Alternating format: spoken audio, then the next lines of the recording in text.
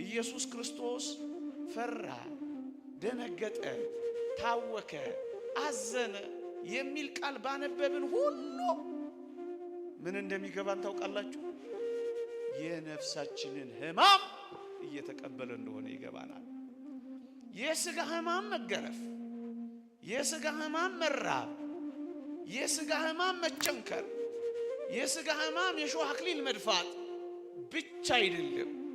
ነፍሳችንንም ለመካስ የነፍስንም ሕማም መቀበል ነበረበት ክርስቶስ። አንዳንድ ሰዎች እንዴት ነው እናንተ የሚፈራ አምላክ ያላችሁ? እንዴት ነው እናንተ የሚደነግጥ ፈጣሪ ያለን የምትሉት? እንዴት ነው እናንተ የሚተግስ ጌታ የኖራችሁ?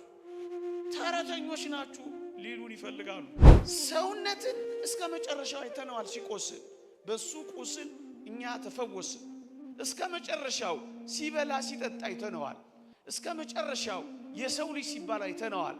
አልጠፋም ሰውነት። መስቀል ላይ ተሰቅሎ ያመቱ አለቃው ምን እንዳለ አልሰማችሁም? በእውነት ይህ የእግዚአብሔር ልጅ ነበር እኮ ነው ያለው። ስለዚህ ክርስቶስ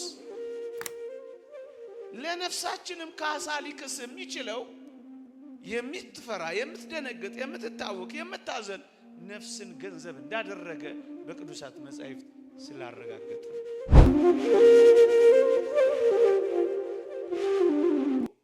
ቃል ሥጋ ሆነ ማለት ነፍስንም ጭምር ሆነ ማለት ነው።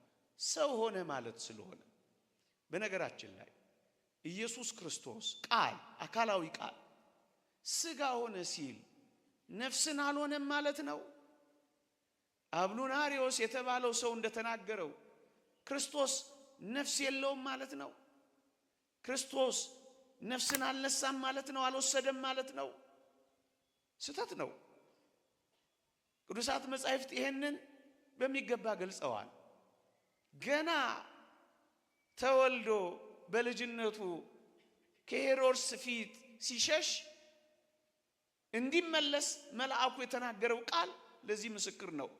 የሕፃኑን ነፍስ የሚፈልጉ ሞተዋልና ተመለስ ይለዋል። ክርስቶስ ነፍስ አለው የለውም? ይሄው ነፍስ። ሁለተኛ ነፍሴን ልተዋት ደግሞም ላነሳት ስልጣን አለኝ ብሏል አላለም? ክርስቶስ ብሏል። ነፍስ አለው የለውም? አለው። ሶስተኛ አባቴ ሆይ ነፍሴን በእጅህ አደራ እሰጣለሁ ብሏል። ነፍስ አለው የለውም? ስለዚህ ቃል ሥጋ ሆነ የሚለው ነፍስንም ጭምር ሆነ።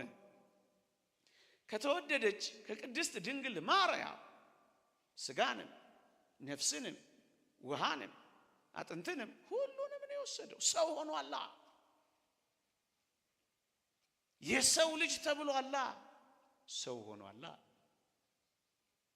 ቃል ሥጋ ሆነ። ቅዱስ ቄርሎስ ሁለተኛ አስደናቂ መልስ ግን ይመልሳል።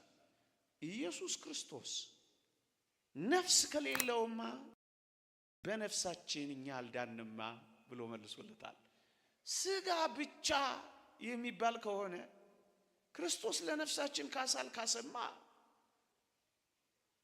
ክርስቶስ የነፍሳችንን የሥጋችንን መድኃኒት ካሳ የሆነው ሥጋችንንም ነፍሳችንንም ወስዶ ሰው ስለሆነ ነው። አንዳንዶች መጽሐፍ ቅዱስ ላይ ስለ ክርስቶስ በተጻፉ ንባባት ፈራ፣ ደነገጠ፣ አዘነ፣ ተከዘ የሚል ሲያገኙ አንዳንድ ሰዎች እንዴት ነው እናንተ የሚፈራ አምላክ ያላችሁ? እንዴት ነው እናንተ የሚደነግጥ ፈጣሪ ያለን የምትሉት? እንዴት ነው እናንተ የሚተግስ ጌታ የኖራችሁ?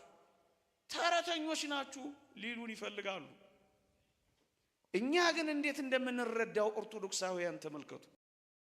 ኢየሱስ ክርስቶስ ፈራ፣ ደነገጠ፣ ታወከ፣ አዘነ የሚል ቃል ባነበብን ሁሉ ምን እንደሚገባን ታውቃላችሁ? የነፍሳችንን ሕማም እየተቀበለ እንደሆነ ይገባናል። የሥጋ ሕማም መገረፍ፣ የሥጋ ሕማም መራብ፣ የሥጋ ሕማም መቸንከር፣ የሥጋ ሕማም የሾህ አክሊል መድፋት ብቻ አይደለም። ነፍሳችንንም ለመካስ የነፍስንም ሕማም መቀበል ነበረበት ክርስቶስ። የነፍስ ሕማሟ ምንድነው? መደንገጥ ነዋ። የነፍስ ሕማሟ ምንድነው? መተከዝ ነዋ። የነፍስ ሕማሟ ምንድነው? ማዘን ነዋ። ስለዚህ ክርስቶስ ለነፍሳችንም ካሳ ሊክስ የሚችለው የምትፈራ፣ የምትደነግጥ፣ የምትታወክ፣ የምታዘን ነፍስን ገንዘብ እንዳደረገ በቅዱሳት መጻሕፍት ስላረጋገጥን ነው። ሁለተኛው ፈራ የሚል ቃል ኦርቶዶክሳውያን ሊቃውንት ሲያነቡ ፍርሃታችን እንደተወገደ ይነግሩናል። ደነገጠ የሚል ቃል ሲያዩ ድንጋጤያችንን እንዳባረረ ይገልጹልናል። አዘነ የሚል ቃል ሲያዩ ሐዘናችንን አባረረ ይሉናል። ካሳ እየካሰ ነዋ፣ ለነፍስም ለሥጋም። ለነፍስም ለሥጋም የሚክሰው ግን ነፍስንና ሥጋን አዋህዶ ሰው ሲሆን ነው። ለዚህ ነው በመጀመሪያ ቃል ነበረ፣ ቃልም በእግዚአብሔር ዘንድ ነበረ፣ ቃልም እግዚአብሔር ነበረ ካለ በኋላ ቃልም ሥጋ ሆነ፣ ሰው ሆነ። ሰው ሆነ። የሰው ልጅ የሚሉት ቃላት ሰው ካልሆነ ሊጠቀሱ ይችላሉን? አይችሉም። ይሄን ያዙና ሌላ አንድ ሐሳብ ግን እዚህ ጋር ልናነሳ እንችላለን። ምን የሚል ሥጋ ሆነ እኮ ነው የሚለው። አዎ ሥጋ ሆነ ነው የሚለው። የምን ሥጋ ይሁን የምን ሥጋ በምን እናውቃለን? የሰው ሥጋ ይሁን የእንስሳ ሥጋ ይሁን የጅግራ ሥጋ ይሁን ምን የተገለጸ ነገር አለና ነው ሰው ሆኗል ብለን የምትዘበዝበን የሚሉ ጠያቂዎች ደግሞ ካሉ አንድ የእግዚአብሔርን ቃል ነቅሰን እናወጣለን። እዛ ውስጥ ምን የሚል ቃልም ሥጋ ሆነ ካለ በኋላ ጸጋንና እውነትን ተመልቶ በእኛ አደረ የሚል ቃል ታገኝ። እኛ ሰብአዊ ባህሪን መዋሃዱን በእኛ ሰው መሆኑን በእኛ የሰው ሥጋ መሆኑን በእኛ ብሎ ነው የሚገልጸው።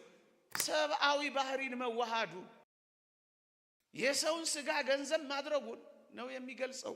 የተወደዳችሁ ክርስቲያኖች ይህን የበለጠ እናጉላው ካል ከዳዊት ዘር በሥጋ መጣ ይላል። ከዳዊት ዘር በሥጋ የሚመጣው ሰው የሆነው ነው።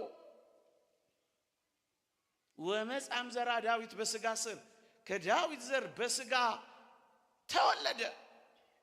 ይህን ነው የሚገልጸው። ሁለተኛ የአብርሃምን ዘር ይዟል እንጂ የመላእክትን ዘር አይደለም ይላል ቅዱስ ጳውሎስ። ሰው ሆኗላ። በእኛ የእንስሳ ሥጋ አይደለም፣ የሌላ ሥጋ አይደለም፣ የሰው ሥጋ በእኛ። አንዳንዶች ሥጋ በጣም የረከሰ በመሆኑ ኢየሱስ ክርስቶስ የሰውን ሥጋ ሊዋሃድ አይችልም ብለው ያስቡና በእነሱ አረዳድ ነገሩን የስህተት ትምህርታቸውን ቀስ ብለው ለማለፍ ሲፈልጉ ሰው መሰለ እንጂ ሰው አልሆነም የሚል መላምት ደግሞ ያስደግፉበታል። መጽሐፍ ቅዱስ ግን ይሄን ይሽራል። እንዴት አድርጎ?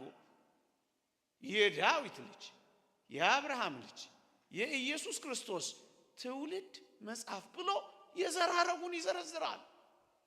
የዘር ሐረጉን ለምን የሚዘረዝር ይመስላችኋል? ክርስቶስ በእርግጥም ሰው መሆኑን ሊያረጋግጥልን ነው።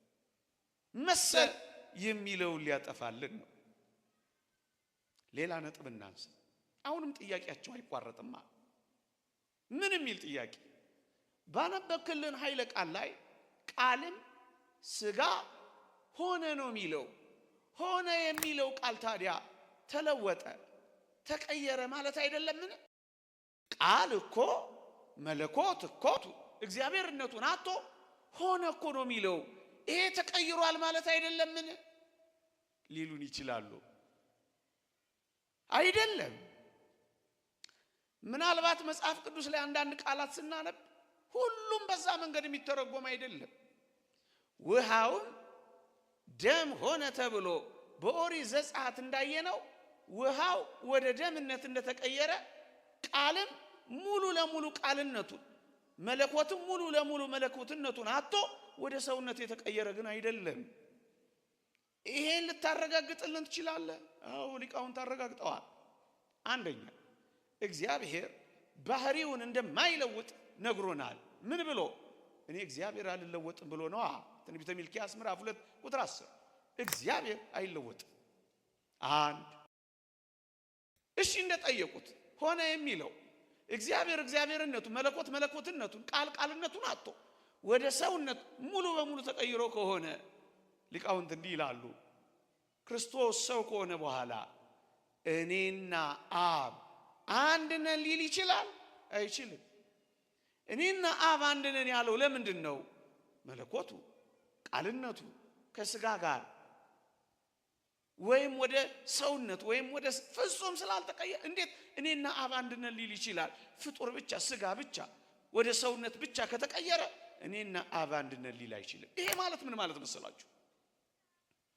መለኮት ከስጋ ጋር ፍጹም አላጠፋው፣ ስጋ ደግሞ ቃልን መለኮትን ፍጹም አላጠፋው። መለኮት ደግሞ ስጋን ፍጹም አልመጠጠው አላጠፋው። በኋላ ጊዜ ካለኝ አብራራዋለሁ። ሰውነትን እስከ መጨረሻው አይተነዋል። ሲቆስል በሱ ቁስል እኛ ተፈወስን። እስከ መጨረሻው ሲበላ ሲጠጣ አይተነዋል። እስከ መጨረሻው የሰው ልጅ ሲባል አይተነዋል። አልጠፋም ሰውነትም መለኮትም ቃልም እስከ መጨረሻው ደግሞ አልጠፋም። በምን ማረጋገጥ ትችላላችሁ? መስቀል ላይ ተሰቅሎ ያመቱ አለቃው ምን እንዳለ አልሰማችሁም? በእውነት ይህ የእግዚአብሔር ልጅ ነበር እኮ ነው ያለው።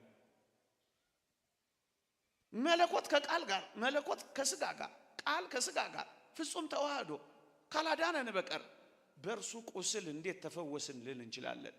የፍጡር ቁስል ብቻ የሚፈውስ ይመስላችኋል? ይዘገንናል እንጂ። አያችሁ፣ እስከ መጨረሻው ሳይለያዩ ጊዜያዊ አይደለም፣ እስከ መጨረሻው። ስለዚህ ሆነ የሚለው ቃል ተለወጠ ማለት አይደለም። እንደውም ሊቃውንት አንድ አስደናቂ ነገር ያብራራሉ። ዝቅ ብሎ መጽሐፍ ቅዱስን ከላይ አንብበነው ብቻ አንቶ ከስርም ብቻ ተመልክተን አንጥለው ሙሉን አንብበን እንረዳዋለን እንጂ እንዴት ቃልም ስጋ ሆነ ጸጋንና እውነትን ተመልቶ በእኛ አደረ አደረ የምትለው ቃል ይኸውላችሁ ተለወጠ እንዳንል አደረ። እንደ ካቶሊካውያን አስተምህሮ ደግሞ አደረ እንዳንል ሆነ። እንዳለቃና እንደ ጠበቃ ተዋህዶን የሚገልጹ ቃላት ናቸው ይላሉ ሊቃውንት። ቤተ ክርስቲያን የአብ ልጅ ቃል በማርያም ልጅ ውስጥ አደረ አትልም። በኋላ አብራራዋለሁ ጊዜ ካለኝ። አዎ ጊዜ አለኝ፣ ምድርስ ይመስለኛል። ሆነ የሚለውን ቃል ይዛ ደግሞ ተለወጠ አትልም፣ ተቀየረ አትልም። ሁለተኛው ሐሳባችን ሆነና አደረ። እንዳለቃና እንደ ጠበቃ አንዱ አንዱን የሚደግፍ ነው። ተለወጠ እንዳንል አደረ፣ አደረ እንዳንል ሆነ። ይሄ ምንን ያስገነዝባል? ተገናዝቦ ኮሚኒኬሽን ኦፍ አትሪቢዩትስ መገናዘብ። የቃል ገንዘብ ለስጋ የስጋ ገንዘብ ለቃል ይላሉ። እንቲያሁ ለቃል ኮነ ለስጋ ወንቲያሁ ለስጋ ኮነ ለቃል ይላሉ። መለኮት መለኮትነቱን ሳይለቅ የስጋን ገንዘብ ገንዘብ አደረገ። ስጋ ስጋነቱን ሳይለቅ የመለኮትን ገንዘብ ገንዘብ አደረገ።